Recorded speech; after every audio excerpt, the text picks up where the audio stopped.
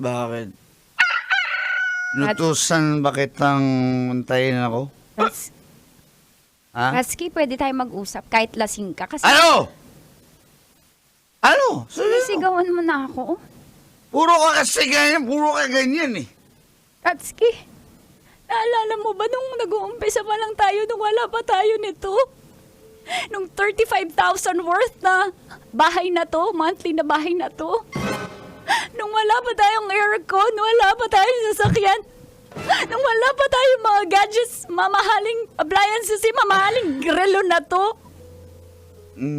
Ano? Ratsky, hindi ka ganyan. Ratsky,